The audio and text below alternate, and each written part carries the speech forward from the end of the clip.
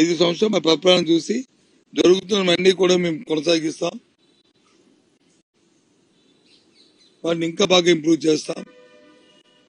చూసి మాకు ఓటు ఇవ్వండి. మీ ఇంట్లో మంచి జరిగితేనే మాకు ఓటు ఇవ్వండి.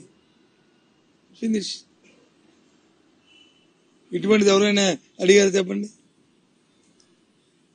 ఇంకా అడుగుతారు. ఎప్పుడు తెలిసే నుంచి వచ్చే ఎన్నికల్లో ఈ ట్రెండ్ వస్తుంది. ఈయన ట్రెండ్ సెట్ చేస్తారు.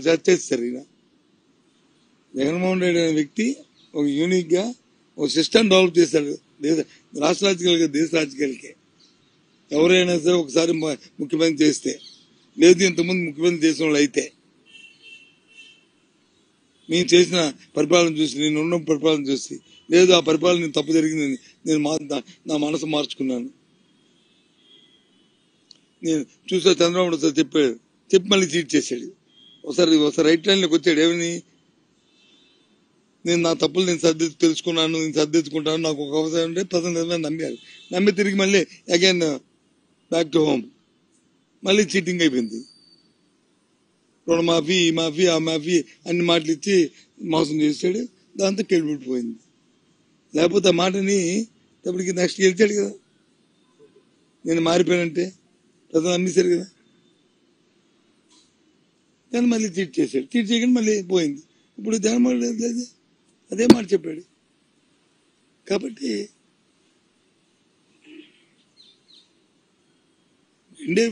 ఎప్పుడు కూడా రాజకీయాల్లో రెండే ప్రశ్నలు. ఒకటి, ఈ వ్యక్తిని ఎందుకు ఎన్నుకోవాలి, ఈ వ్యక్తిని ఎందుకు ఎన్నుకోకూడదు, ఈ పార్టీని ఎందుకు ఎన్నుకోవాలి, ఈ పార్టీని ఎందుకు ఎన్నుకోకూడదు. ఈ రెండే. ఇవాళ జగన్మోహన్ రెడ్డి గారిని వ్యక్తిగతంగా, జగన్మోహన్ రెడ్డి గారి పరిపాలన, రాష్ట్ర ప్రభుత్వ 5 సంవత్సరాల పరిపాలనని చూసి ఎన్నుకోమంటున్నాం మేము.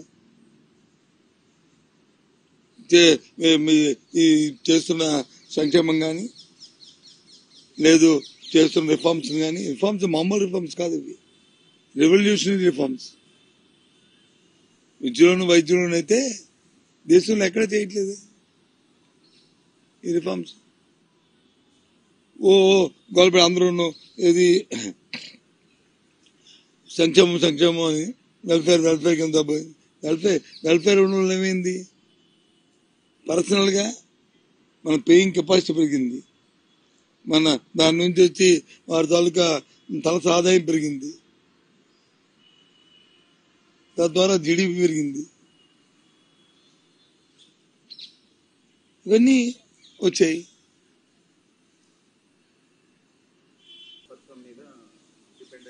నేనే సంక్షేమం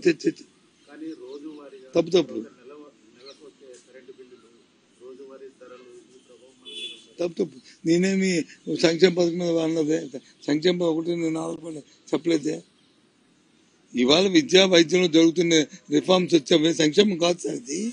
అది దేశానికి ఎసెట్, అది రాష్ట్రానికి ఎసెట్, ఆ కుటుంబానికి పెట్టుబడి.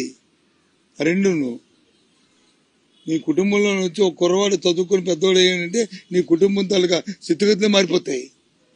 దాంతో ఆ ఊర్లో ఆ కుటుంబం తాలూకా పరువే మారిపోతుంది, ఊరు తాలూకా సినరీ మారిపోద్ది, దాంతో ఆ స్టేట్ మారిపోద్ది. ఇంకో 20 సంవత్సరాలు పోయిన తర్వాత ఈ రాష్ట్రంలో, దేశంలో యూపీఎస్సీ కానీ ఎనీ సెంట్రల్ ఎగ్జామ్స్ ఏది జరిగినా, కాంపిటేటివ్ జరిగినా, అయితే ఉద్యోగాలకు కానీ అడ్మిషన్కి కానీ 50% ఆంధ్రప్రదేశ్ స్టూడెంట్స్ ఉంటారు. నేను ఛాలెంజ్ చేసి చెప్తాను.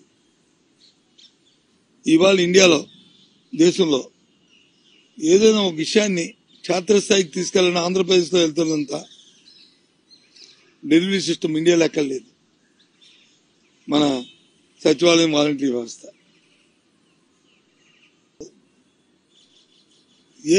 నీకు ఏ వెరిఫికేషన్ కావాలన్నా, ఏ క్యాల్కులేషన్ కావాలన్నా, లేదు ఏదైనా ప్రజలకు తెలియ చెప్పాలన్నా, లేదా ప్రజల వచ్చి ఏదైనా వాళ్ళతో చేయించాలన్నా, ఎంత వ్యవస్థ అక్కడ ఉంది.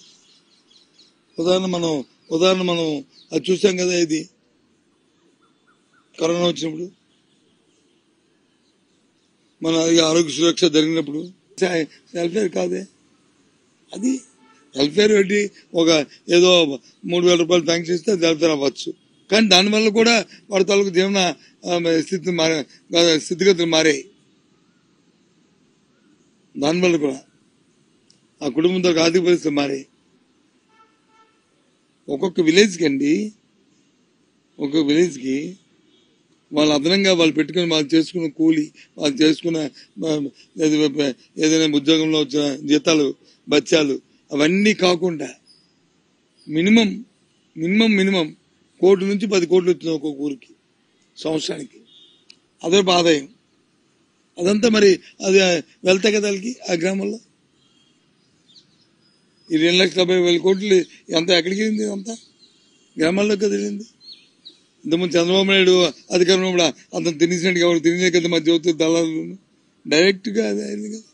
అదంతా మళ్ళీ రొటేట్ అవుతుంది కదా, సైక్లింగ్ కదా. అది పెద్దోళ్ళది ఉండిపోతే రిజర్వ్ బ్యాంక్ వెళ్ళిపోద్ది, కానీ సామాన్యుడు ఉంటే రిజర్వ్ బ్యాంక్ వెళ్ళదు కదా.